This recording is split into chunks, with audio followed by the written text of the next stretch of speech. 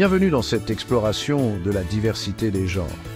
Aujourd'hui, nous allons découvrir différentes identités de genre reconnues dans divers contextes sociaux et culturels. On a souvent tendance à penser le genre de manière binaire, homme ou femme, mais la réalité est bien plus complexe et fascinante.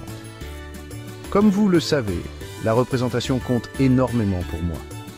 C'est pourquoi il est crucial de mettre en lumière la pluralité des identités de genre, de dépasser les stéréotypes et de célébrer l'individualité de chacun.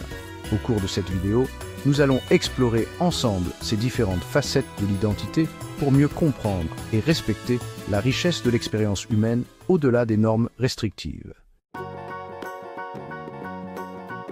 Commençons par le terme cisgenre, qui désigne une personne dont l'identité de genre correspond au sexe qui lui a été assigné à la naissance.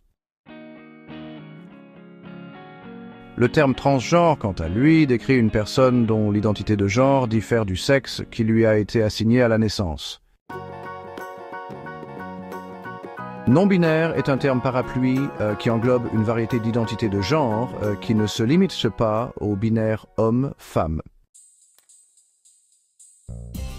Chapter 4. Par exemple, une personne genre fluide peut voir son identité de genre évoluer au fil du temps. Chapter 5. Tandis qu'une personne agenda ne s'identifie à aucun genre. Chapter 6. Bigender désigne une personne qui s'identifie à deux genres. Chapter 7. Genderqueer. Genderqueer est un terme souvent utilisé par les personnes qui remettent en question les normes de genre. Chapitre 8.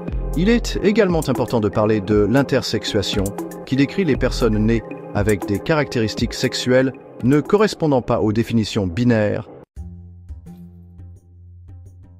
Chapitre 9. Dans certaines cultures amérindiennes, le terme « two-spirit » désigne les personnes incarnant à la fois les énergies masculines et féminines. Chapitre 10. Certaines cultures reconnaissent un troisième genre, ni homme ni femme, comme les Hijra en Inde.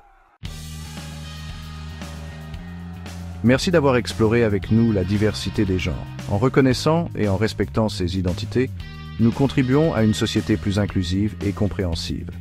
Apprendre à connaître et à utiliser le vocabulaire adéquat est un premier pas essentiel vers une société plus juste et inclusive. N'oublions jamais que derrière chaque étiquette se cache une personne unique, avec ses propres expériences et son propre vécu. À bientôt pour une nouvelle découverte.